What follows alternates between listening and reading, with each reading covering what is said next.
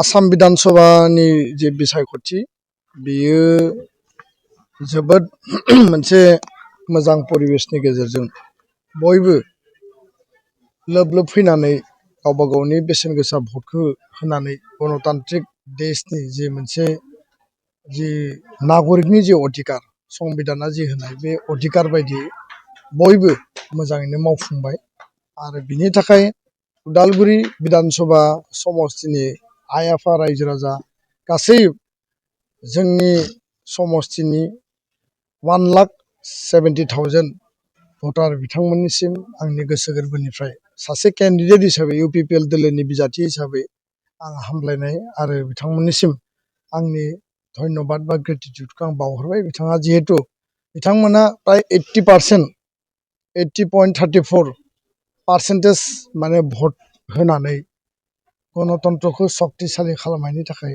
खामानि मावबाय आरो मिजिंथिदों जे नैबे मैयानि जि भट जालांनाय बे जालांनायाव गासै बिथिंनिफ्राय जि रिपर्ट भुटाननिफ्राय बर्डारनिफ्राय लानानै आप टु नोङो लावदं शिबपुरसिम सानजाहा नोङो इक्राबारि बा दैफां ताराजुलिनिफ्राय लानानै खोलाहा बेंबारि बा हरिसिंगासिम बयनिबो रिपर्टआ बेनो एबाराव परिबर्तन नागिरदों आरो बेखायनो यां केन्डिडेट आरो जि मोनसे जेनजेटनि निउ भटार आरो इयुथ भटारनि मोनसे बेयाव वेब दङमोन आरो इन्टेलेक्सुवेल सामनि जि वेब दङमोन आरो गुबुन गुबुन दोलोआवबाबो जि मोनसे साइलेन्ट भटारनि वेब दङमोन जेसेबां थाखा फैसा अपोजिसना बाहायदोंब्लाबो बयनिबो वेबनि गेजेरजों मोनसे गोदान मोनसे मिशन आरो भिजन उदालगुरि विधान सभा समस्तियाव मावनो गोनां थानायनि थाखाय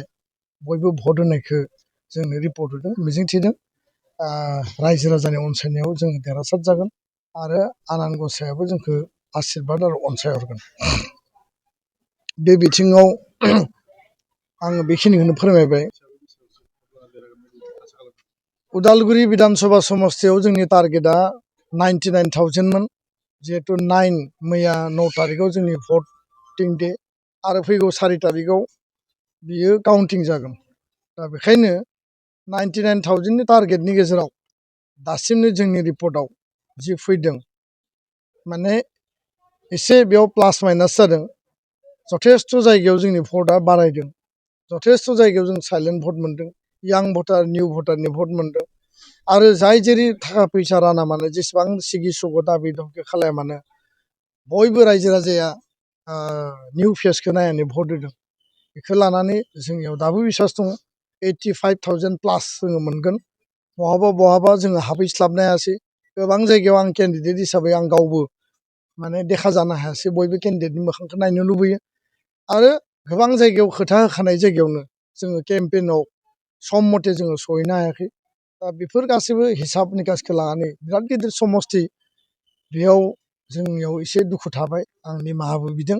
खिन्थु रायजो राजाया केन्डिडेट नुवाबासिनो भट होदों आरो जथेस्थ' गुबुन पार्टिनि बिथांमोननि भटखौबो जोङो साइलेन्टलि मोन्दों। बेखाय 85,000 प्लास भट मोननानै जोङो उदालगुरि विधान सभा समस्तिखौ इउपिपिएल दोलोआ जों देरहागोन बियो रोखा जाबाय आरो सानसे साननैनि गेजेराव ग्राउन्ड जोंनि जि रिपर्ट बे रिपर्टआ फैगोन। बेनि थाखाय जोङो खामानि मावबाय थादों। गोजोन्थों।